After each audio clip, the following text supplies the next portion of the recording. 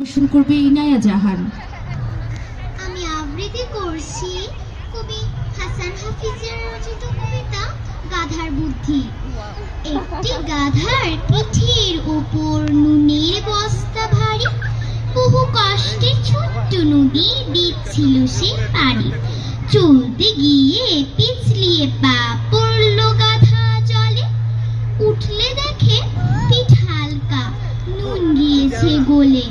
খুব সে খুশি, ভীষণ মজা, এমন যদি ঘটে, বোঝা বওয়ার কষ্ট গানি আর থাকে না বটে।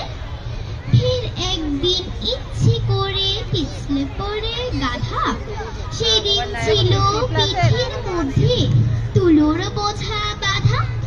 জল চুপ চুপ, বোঝা ভারী এখন কয়েক গুণ, ভেবেছিল বোকা গাধা বোঝায় আজুন।